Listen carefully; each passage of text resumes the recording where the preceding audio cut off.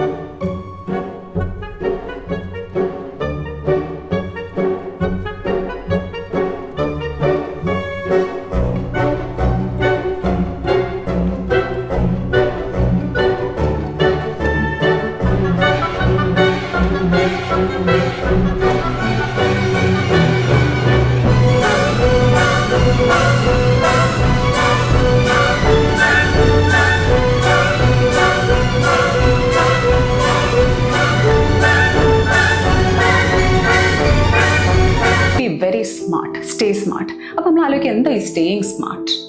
നമ്മുടെ ബ്രെയിൻ ആക്റ്റീവായിട്ടിരിക്കണം, ഇല്ലാതെ പുതിയ പുതിയ ഇൻപുട്ടും സ്റ്റിമുലസും കിട്ടിക്കൊണ്ടിരിക്കണം. അപ്പോൾ അതെന്താണ് ഈ ഇൻപുട്ട് ആൻഡ് സ്റ്റിമുലസ്? നമ്മൾ എന്തു കാര്യവും പുതിയതായിട്ട് എപ്പോഴും പഠിച്ചുകൊണ്ടേയിരിക്കണം. So learn, read and stay smart. അത് വളരെ ഇമ്പോർട്ടൻ്റ്. വർഷത്തിൽ എന്തെങ്കിലും ഒരു പുതിയ ഗെയിമോ അല്ലെങ്കിൽ എന്തെങ്കിലും ഒരു പുതിയ സ്കില്ലോ നമ്മളിപ്പോൾ പഠിച്ചുകൊണ്ടേയിരിക്കണം. അവസാനം നമുക്ക് ഏറ്റവും കൂടുതൽ ഇപ്പോഴത്തെ കാലഘട്ടത്തിൽ നമ്മൾ മിസ്സായി പോകുന്നൊരു കാര്യം എന്താണെന്നറിയോ? കണക്ഷൻസ്.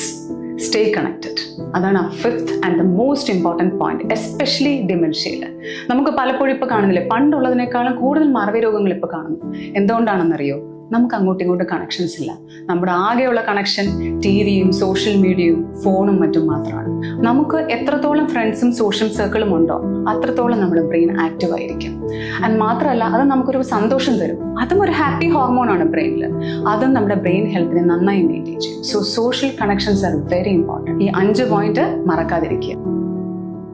ദിവ്യാനന്ദം പകരും സരസ്വതീ വീണയിൽ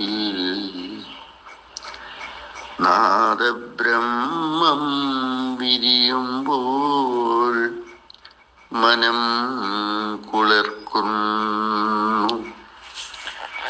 ദിവ്യാനന്ദം പകരും സരസ്വതീ വീണയിൽ നാദബ്രഹ്മം വിരിയുമ്പോൾ മനം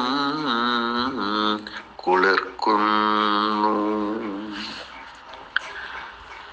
മാനസവിഭ